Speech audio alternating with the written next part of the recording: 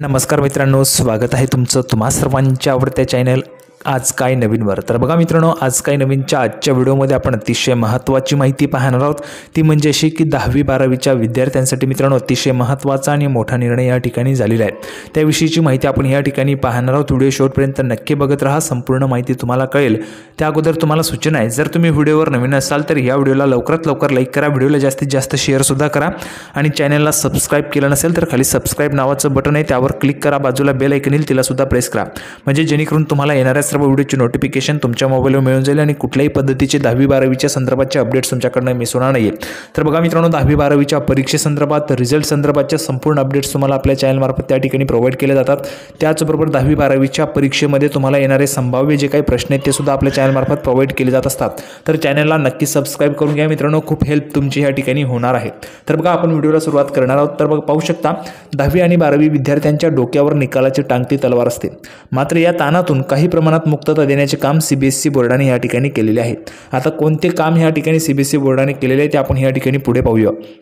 बघा मित्रांनो, सीबीएसई परीक्षेच्या निकालात आता कोणतीही श्रेणी जी आहे ती श्रेणी किंवा विशेष प्रावीण्य म्हणजेच डिस्टिंक्शन देण्यात येणार नाहीये। 5 पेक्षा अधिक विषयांची परीक्षा देणाऱ्या विद्यार्थ्यांसाठी बेस्ट ऑफ 5चे विषय निश्चित करण्याची जबाबदारी संबंधित विद्यालय किंवा संस्थेवर सोपवण्यात आलेली आहे। निकालात निकोप स्पर्धा राहण्यासाठी गुणवत्ता यादी जाहीर करण्याची परंपराही खंडित केलेली आहे। तर बघा, जी काही मेरिट लिस्ट होती ती सुद्धा आता या ठिकाणी जाहीर होणार नाही आहे। त्यासोबतच जे काही डिस्टिंक्शन वगैरे दिलं जात होतं ते सुद्धा राहणार नाही, म्हणजे जेणेकरून विद्यार्थ्यांच्या डोक्यावर जी काही रिझल्टची टांगती तलवार होती ती कमी करण्याचं काम या ठिकाणी केंद्रीय माध्यमिक शिक्षण मंडळाने केलेलं आहे। आता बघा, ह्यामध्ये आपण एक महत्त्वाची माहिती पाहूया। केंद्रीय माध्यमिक शिक्षण मंडळाच्या सीबीएसई वतीने या वर्षापासून 10वी आणि 12वीच्या परीक्षेच्या निकालाच्या अनुषंगाने काही महत्त्वाचे जे काही बदल आहे ते करण्याची घोषणा या ठिकाणी करण्यात आलेली आहे। आता बघा, नव्या बदलानुसार विद्यार्थ्यांच्या हाती गुणपत्रक देताना त्यावर आता केवळ विषयनिहाय प्राप्त गुण नोंदवले जाणार आहेत, त्यावर गुणांची सरासरी अथवा श्रेणी नोंदवली जाणार नाही असे म्हटलेले आहे। जर मित्रांनो आपण या ठिकाणी पाहिलं तर या रिझल्ट बाबत आपल्याला एक महत्त्वाची माहिती या ठिकाणी पाहायला मिळते। ती माहिती अशा पद्धतीची आहे की जर आपण या ठिकाणी पाहिलं तर बघा, जो काही सीबीएसई बोर्डाने या ठिकाणी सांगितले की नव्या बदलानुसार विद्यार्थ्यांच्या हाती गुणपत्रक देताना त्यावर आता केवळ विषयनिहाय प्राप्त गुण नोंदवले जाणार आहेत, त्यावर गुणांची जी सरासरी आहे ती या ठिकाणी नोंदवली जाणार नाही, श्रेणी नोंदवली जाणार नाही असं त्या ठिकाणी म्हटलेलं आहे। आता बघा, हाच निर्णय आपल्या महाराष्ट्र बोर्डासाठी सुद्धा झाला पाहिजे का? आणि त्याचबरोबर तुम्ही 10वीची ह्यावेळेस परीक्षा देणार आहात का? जर तुम्ही 10वीची परीक्षा देणार असाल तर कमेंट बॉक्समध्ये 10th लिहायचे किंवा 10वी लिहायचे, आणि जर तुम्ही यावेळेस 12वीचा फॉर्म भरला असेल तर कमेंट बॉक्समध्ये 12वी किंवा 12th लिहायचे। जे विद्यार्थी यावेळेस 10वीचा फॉर्म भरला असेल त्यांनी 10वीचा फॉर्म त्या ठिकाणी 10वी लिहायचे, ज्यांनी 12वीचा फॉर्म भरला असेल त्यांनी 12वी लिहायचे, आणि ज्यांनी अजूनही फॉर्म भरला नसेल त्यांनी सुद्धा कमेंट बॉक्समध्ये अजूनही फॉर्म भरलेला नाही असं त्या ठिकाणी लिहायचं आहे।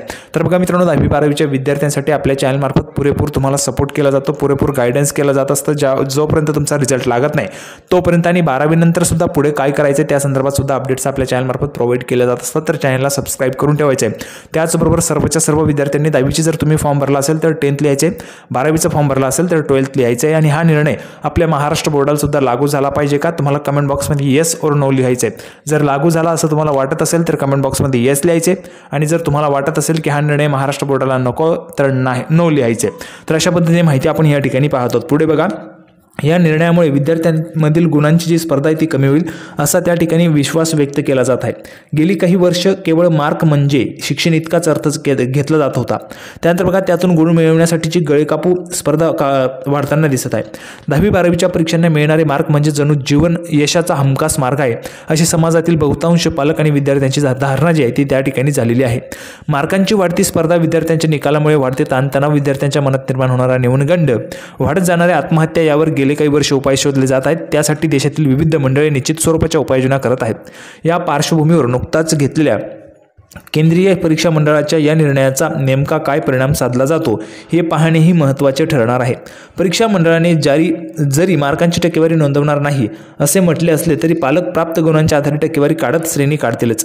त्यामुळे काल घरात जे होते तेच उद्याही होण्याची शक्यता कशी नाकारणार असा प्रश्न या ठिकाणी उपस्थित करण्यात आला आहे। मात्र परीक्षा मंडळाकडून आपल्या परीने काही ना काही प्रयत्न केले जात आहेत, याचे स्वागत करायलाच हवे। या पलीकडे जात आपल्याला खरोखरच शिक्षणाच्या मूलभूत हेतूने प्रवास घडवायचा असेल असेल तर पालकांच्या मानसिकतेत बदल घडवून आणण्याची नितांत गरज या ठिकाणी आपल्याला पाहायला मिळते। वर्षानुवर्षापासून आपल्या शिक्षण व्यवस्थेत 10वी आणि 12वीच्या परीक्षा महत्त्वाच्या मानल्या गेलेल्या आहेत आणि अतिशय त्या महत्त्वाच्या आहेत। या दोन्ही परीक्षांनंतर विद्यार्थ्यांच्या भविष्यातील मार्ग निश्चित होत असतात। पालक आपल्या पाल्याचा भविष्याचा मार्ग स्वतःच त्या ठिकाणी अंतिम करत असतात। निश्चित केलेल्या पदविका अभ्यासक्रमाला प्रवेश हवा असेल तर 10वी-12वीच्या परीक्षांना मिळणाऱ्या गुणांचा विचार केला जातो। त्यामुळे 10वी-12वीच्या परीक्षा या विद्यार्थ्यांच्या भविष्याच्या केंद्रस्थानी आलेल्या आहेत। आज घरोघरीचे चित्र पाहिल्यास आपण आपल्या पाल्य 10वी-12वीत शिकत असेल तर घरात प्रचंड तणाव आपल्याला त्या ठिकाणी पाहायला मिळतोय। तुमच्या घरात सुद्धा मित्रांनो अशा पद्धतीचा तणाव तुम्हाला पाहायला मिळतोय का? तुम्ही जर 10वीला असाल तर कमेंट बॉक्समध्ये सांगा, 12वीला असाल तर कमेंट बॉक्समध्ये सांगायचं आहे सर्वच्या सर्व विद्यार्थ्यांनी।